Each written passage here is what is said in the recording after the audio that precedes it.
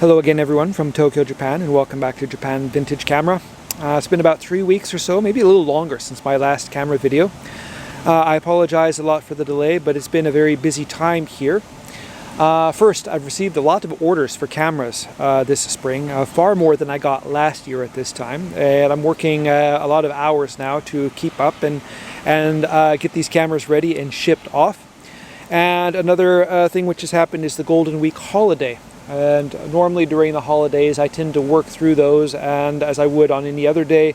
But during Golden Week everything in Japan is closed, so I can't do any shipping or anything like that. So it kind of complicates working and getting things done here. But Golden Week is over and I've managed to get most of my orders shipped on Friday.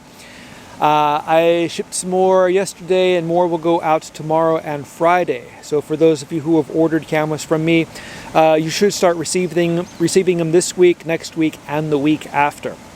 Thank you very much for those of you who have ordered cameras, and I hope you enjoy them when you receive them. The subject of today's video is going to be another NKK Wester camera. For those of you who are new to my channel, I sell Japanese cameras, vintage Japanese cameras, at my online store, japanvintagecamera.com, as well as my Etsy store, which is also called Japan Vintage Camera. If you're interested in buying this camera or another vintage Japanese camera, I'll post links to my stores in the description below the video. So, the NKK Wester cameras were medium format cameras using 120 roll film, and they were produced mostly in the mid-1950s, and earlier, more primitive versions were made in the late 1940s. These were very high quality cameras with very solid construction and good materials and workmanship, and very good lenses, or excellent lenses, I should say. Compared to the other popular cameras, or more popular cameras at the time, the most popular medium format folding cameras in Japan in the mid-1950s were either the Olympus 6 or the Mamiya 6. But when it comes to, I guess, build quality and the quality of materials, I think the NKK Wester cameras kind of outdo Mamiya and Olympus. The first, I guess, superior thing about these cameras is, as I said, the quality of the materials. Very solid, thick top and bottom covers with a very thick chrome plating, so they are quite resistant to the corrosion and such, which I often find on the Olympus and Mamiya cameras. The next thing is the leatherette, which, though it's not genuine leather, was a better material on the NKK cameras than it was on the Olympus or Mamiya cameras, which are often cracked or have pieces of the leatherette missing altogether. It's very rare that I find these NKK cameras where the leatherette is not in really good condition. And lastly, the glass used in the lenses in these cameras is superior to the common Olympus Zuiko lenses found in both the Olympus 6 and Mamiya 6 cameras. Those lenses, when they are clean and without haze, are superb performers, but the difficulty is finding one which doesn't have haze, as maybe 70% or more, maybe 70-80% of these Olympus and Mamiya cameras that I come across have haze in the lenses. Now, minor haze doesn't really make any noticeable difference to the quality of your photographs, and even haze, which looks kind of bad, most people would not be able to tell the difference on a photograph. But then a lot of these lenses have haze which is just terrible, and it cannot be removed or cleaned, and you can't really take a good photograph with it. But cameras like the Olympus, or excuse me, the Wester Autorol, Wester Super 6, or Wester 6, the Wellcon or Westcon lenses which these cameras come with, they don't haze and they are superb performers. Let's go ahead and take a look at the features, controls, functions, and how to use the Wester Autorol. We'll go ahead and pop open the front by pushing this lever to the side. That drops down the front door and allows the lens to pop out. If you have an old camera which hasn't been used in years, the door may not open easily. Sometimes it helps to hold the camera with the lens element facing downward and let gravity help pull it open. This has what is called a self-erecting lens, so if you pop open the lever, it should pop to its full extension automatically. Starting at the top of the camera, we have a shoe for mounting a flash gun, and if you're going to use a flash on this camera, there's a PC sync socket located here on the lens shutter assembly. Next to that we have an exposure guide on the top here, and what this does is gives you a recommended range of settings, shutter speeds and apertures for a given film speed. For example, if I'm using ASA 100 speed film, which was known as high speed film back in the 1950s, I would look down the guides here, and it's pretty interesting what it says. Exposure, summer, May to August, 9 a.m. to 3 p.m. So the brightest time of day.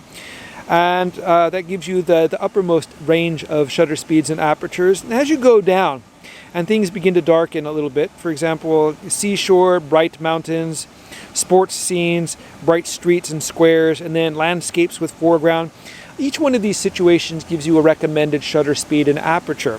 So it's really an interesting guide.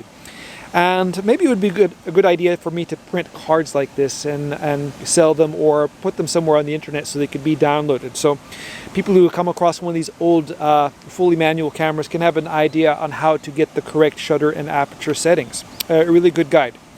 Moving on to the next side, we have the shutter release button. This button here on the top of the camera does not have a cable release. If you want to use a cable release, there's a socket located right here on the shutter itself. Next to that we have the film winding dial, and on top of the film winding dial we have a film speed reminder. Now, as this is a fully mechanical camera which does not have any electronics in it, this is merely a reminder. So when you load film into the camera, go ahead and turn this to the speed which matches what you have loaded in the camera, just to remind you what you have in it. It doesn't really matter, this doesn't affect the operation of the camera. And I have a lot of people who are concerned. They say, well, I was shooting it with the camera and I forgot to set the ASA dial on the top, and will my pictures be okay? Yes, they will, so long as your light meter or light meter app or the guide you are using matches the film that you have loaded in the camera. A good thing about the Western Autorol is that it has a mechanical film counter, and as I turned and wound the film, the winder stopped automatically at the next exposure. And if I want to move on to the next exposure, I simply pull this lever over a little bit and wind to the next one, and so on and so on. And with a typical roll of 120 roll film, you will get 12 6x6 centimeter exposures. And since this has a mechanical counter, there's no need to have a film counter window located on the back. On the back here we also have the viewfinder window, and this is a rather large window compared to other cameras of its era. It makes it a little bit easier for people who wear glasses to use this camera. On the front, I mentioned that this has a viewfinder something like the Mamiya Automat, which is a very large viewfinder compared to other ones, which makes it easier to compose your photograph. On this side here we have the rangefinder window, and this one here has yellow glass, which Wester and Mamiya and some other companies used at various times to increase the contrast for their rangefinder focusing. It works quite well in this camera. In front of that we come to the important parts, which are on the lens assembly itself. And the first part, the base of the lens assembly, is painted black with a series of numbers here. And this is your depth of field scale, and this will tell you how much depth of field you have for any given aperture setting. So for example, if I set my aperture to f22, and I do that by pushing this lever here in front of the focus ring, if I move it to f22 and I set my infinity mark to f22 on this side, according to this guide, anything between 7 feet and infinity will be in focus at f22. So for f22, it will usually require like slower shutter speeds and things like that. So it's not really good for action photography. But if you want everything in sharp focus, the smaller apertures work better. Being this is a medium format camera, you can shoot smaller apertures than 35mm film and get a lot less diffraction, which is kind of a concern when you're shooting 35mm or whatever. It becomes less of a concern as you move up from, say, 120 to 6x9 to 4x5 and whatever. In front of that we have the focusing tab and the focusing scale, which on this camera it was arranged in feet. During the occupation years and the post-war years, America was kind of the number one customer for exported cameras, and maybe England was the second largest country or customer. So a lot of these cameras were they had focusing arranged in feet rather than meters. And as it turned out, NKK didn't stay long enough in business to export a large variety of cameras. So anyway, just a little bit of note on this. I mentioned before the lever which you use to adjust the aperture. It's kind of small and hard to see, but the lever is here under my finger, and there's a pointer to the left of the lever which allows you to move it all the way over to the other side of the focusing tab. Some cameras have kind of a bad design where in order to move the aperture you've got to kind of move the focusing tab out of the way. The NKK Western Autorol is kind of a simple, clever way to get around that problem. In front of that we have the shutter charging lever, which you simply pull over to the right, and to release the shutter you push the shutter button. The Western Autorol has a full range of shutter speeds from bulb and 1 second up to 1/400th of a second. This particular shutter doesn't feature a booster spring to increase the tension for the 1/400 speed. Some other shutters do. Some people I sell cameras to, they sometimes say, I think there's a problem with my camera because when I try to set it to the highest shutter speed, it's really hard to move the dial the last bit. And also, when I charge the shutter at the, say, 1/400 or 1/500 speed, it's really hard to pull the lever. That's not a problem, that's normal. And that's because both of these parts have to overcome the extra tension of the booster spring. The booster spring isn't in this camera, so it's not an issue with this one, but on the cameras with the 1/500th maximum shutter speed, that will be something that you notice when you operate the camera.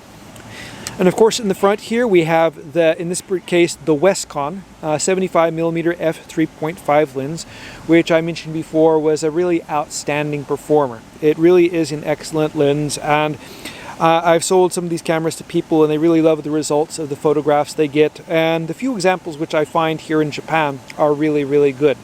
So a really first-rate lens in these old cameras. Now loading the film in these cameras is quite easy. First we have to wind the film, of course, to the end.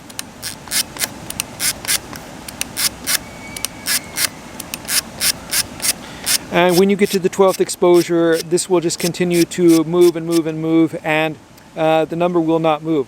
To load the film, you pop open the film door, and you will put your take-up spool on the right side here. I kind of line up this tab on the bottom so I can easily put in the take-up spool. Of course, whenever I say something is easy or I want to do something easily, something happens to make it not so easily. Once you set in the take-up spool, you will set your film spool in this side and simply pull your film over and put a sharp crease in the paper tab on the right side and fit the paper tab inside the take-up spool. And what I do is I press down on the spool and I kind of pull a little bit as I wind the paper until the paper is tightly wound on here. I do this so I know that the film is going to wind after I close the film door. It's really annoying when you put the paper leader in here and you go to wind on to the next exposure, and then you find out that as you're turning this, the film spool is turning but the film isn't doing anything. So as I said, help pull it along a little bit with your thumb to make sure that it's feeding in properly. And what you do is simply turn this dial as the paper goes across, and there will be arrows on the back of the paper. Keep winding until the arrows line up with these two white dots, which you can see on the top and bottom of the film chamber.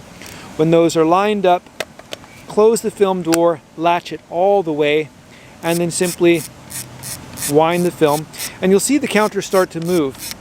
And when it reaches number 1, you're ready to take your first exposure. Now, to take your exposure, of course, open the film door. You will set your aperture and shutter speed. So if I'm using, say, Kodak Tri-X today here at the park, I will move to, say, f8, and I'll move my shutter speed to about 1/50th of a second, and that's about right for the amount of light here. I will charge my shutter, and I will focus, compose, stay steady, fire the shutter, and I have an exposure. That's all there is to it. And then simply release the lever on the back and wind to the number 2, and you're ready to take the second exposure. One thing to be careful of with these folding cameras, when you are folding them back up, make sure positively sure that you focus the camera to infinity.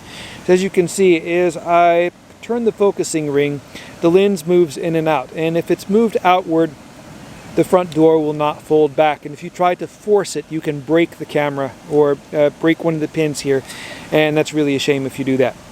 And to close the camera, you push back on the tabs here where my thumbs are, you can see them, and that pulls back the lens assembly and it locks into place, and that's it, you're all ready to go. Anyway, that's it for my video on the Wester Autorol medium format 6x6 camera. I've just finished working on this camera. I've overhauled the shutter. I have replaced a seized focusing helicoid. I've cleaned out and adjusted the viewfinder and rangefinder, so this is a really good working camera which is ready to take photographs. I'll be listing this camera. I should have it available tomorrow night if anyone is interested, as well as a few other cameras which I'm working on right now. If you like this video, please push the like button. If you'd like to see more camera videos, please subscribe. Thank you very much for watching, and I hope you tune in again soon.